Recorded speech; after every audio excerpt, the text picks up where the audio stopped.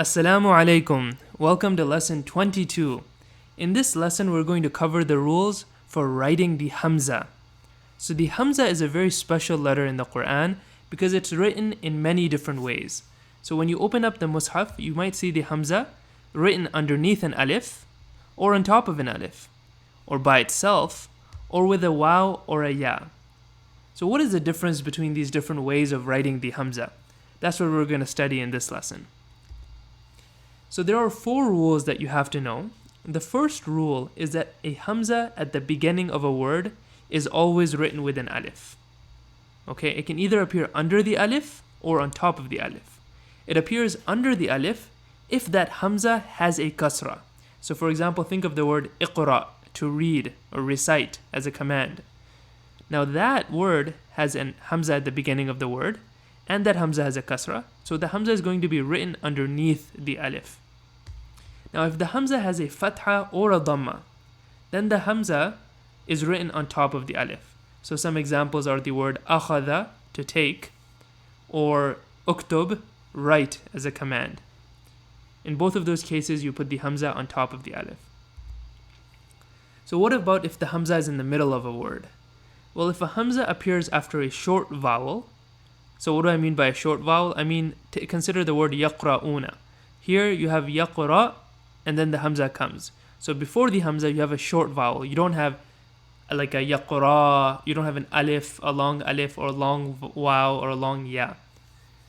So you just have a short vowel. So then you have to take a look at what that short vowel is preceding the Hamza, and you also have to take a look at the vowel of the Hamza itself. If either of those vowels is a kasra, then you write the Hamza on top of a ya. And by the way, the ya doesn't have the 2 dots. Okay, so if either of the vowels is a kasra, then you write the Hamza with the ya. So let's take a look at yaqra'una.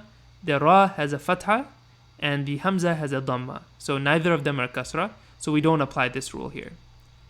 The next rule, the next part of this rule, is that if either of the vowels is a dhamma, then the Hamza appears on top of a waw. So notice that in this case, the previous letter is a fatha, but the Hamza itself has a dhamma, and so it appears with a waw. If it did not have that, if it didn't have a dhamma, and the preceding vowel was not a dhamma, then it would appear on top of an alif. Okay, notice how there's a priority system here. So if, for example, one of the vowels is a dhamma, but the other one is a kasra, you go with the kasra rule, because that's the highest priority. Then the dhamma, then the alif by itself.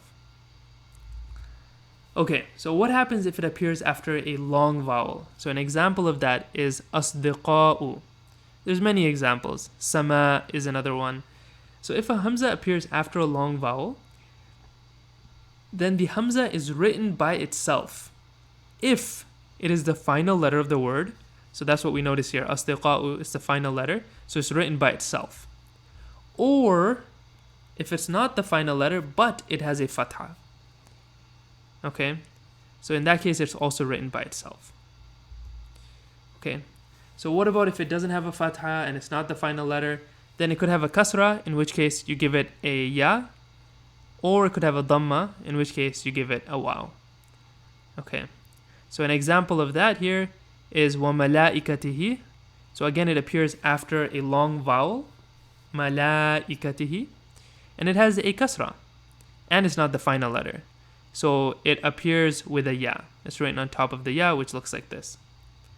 So let's just see a few more examples before we cover the final rule. So we've already seen asdiqa'u, but notice how it combines both the first rule, with the Hamza appearing at the beginning of the word, and it appears on top of an alif because it has a fatha, and we also cover rule 3a, the Hamza appears by itself. Now asdiqa'u means friends in Arabic, but how do I say his friends? I say asdiqa'uhu, or asdiqa'ahu if it's in the mansub case, or asdiqa'ihi if it's in the majroor case. Now, depending on what case it is, the Hamza is actually written differently. Why is that? Well, if we go back to rule 3, after a long vowel, I have to take a look at what the tashkil, what the vowel of the Hamza is. If it's a dhamma, I write it with a waw. If it's a fatha, I write it by itself. And if it's a kasra, I write it on top of a ya. Alright, let's cover the final rule. The final rule is that a Hamza followed by a long Alif becomes a Alif with a mud. So we don't write the Hamza separately from the Alif in this case. We just combine them together to make this long mud. And a very common word in the Quran that showcases this is the word amana, he believed, which is written with this Alif mud. Alright, so let's take a look at some exercises that allow us to see how the Hamza is written, as well as review a bunch of the previous lessons that we've covered in the course so far. So let's start with أُولَٰئِكَ يَقْرَؤُونَ كِتَابَهُمْ. They, those people, they recite their book. Those people, they recite their book. Okay, so we notice here أُولَٰئِكَ has a starting Hamza, so it has to be written with an Alif, and it has to be on top of the Alif because of the Dhamma. And then here we have a Hamza with a Kasra. And so this Hamza with a Kasra happens after a long vowel. It happens after a long vowel, so it's written with a Ya. Okay, it's written with a Ya.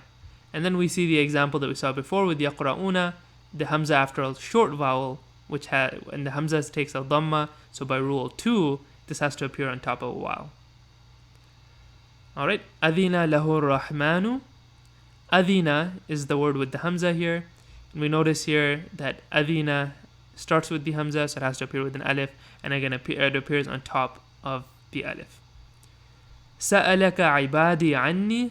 So here the Alif appears the Hamza appears in the middle of a word, following a short vowel, but the Hamza has a Fatha. And the preceding vowel is also a Fatha, so the Hamza appears with an Alif.